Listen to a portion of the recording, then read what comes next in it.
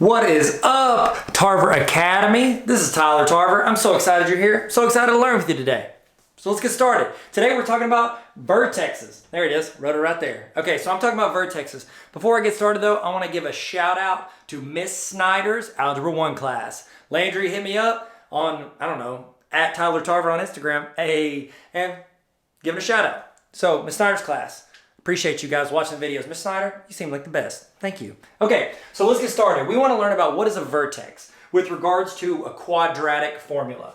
Okay, if you need a reminder, quadratic formula is something that has x squared in it, doesn't go higher than that in the exponents, and that's pretty much it, okay? It'll look something like this. Sometimes it'll go facing downward, okay? But we want to talk about what is a vertex. So in this equation, your vertex is going to be your highest or lowest part of that parabola. That's the curvy line. So right here, I've already circled it. That is your vertex because it's the lowest part of that U.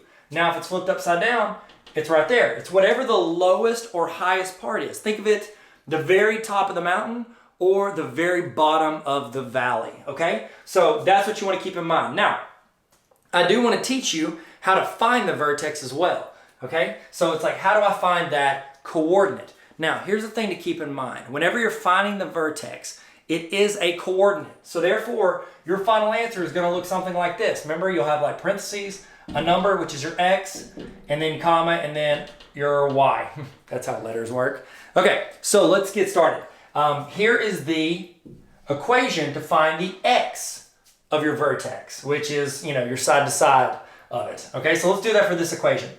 Say I want to do x equals negative b over 2a. Now remember, I'm looking at them up here. My a is next to my x squared, my b is next to my x, and my c is chilling by itself. But that's only if I get it by itself on the other side of the y, which I did already. Did that for you guys. I've already made dinner, just got to eat it. You see what I'm saying there?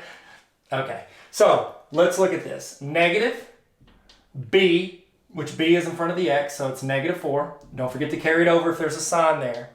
And then all over 2 times a, which is in front of x squared, so 2.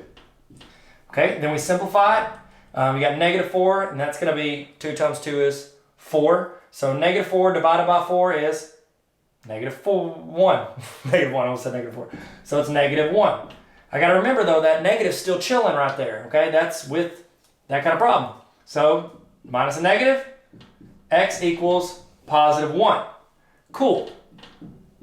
I still have to find what my y is with regards to that vertex. So what do? Same thing we used to do in all those other, regular old lines. You just want to check that out, put it in here for x, and then solve it. So I'm going to erase this. I'm going to say my x is 1. So everywhere I see x, I'm going to replace it with 1. So 1 squared minus 4 times 1 plus 5. Simplify it. 1 times 1 is 1, and 2 times 1 is 2. Negative 4 times 1 is negative 4. Then you got positive 5, and then I can add those together. It's negative 2, positive 3. So my y equals 3. And that would be my vertex. That's it.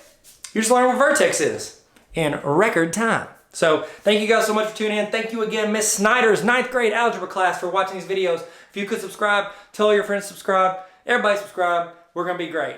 Also, we do Patreon if you want. Patreon.com/Tyler Tarver. That's it. That's all I got. Y'all be sweet. Stay sweet. Be good. All right. This is how I'm not very good at ending videos. Doesn't matter. You didn't watch it this long. Anyways. Okay.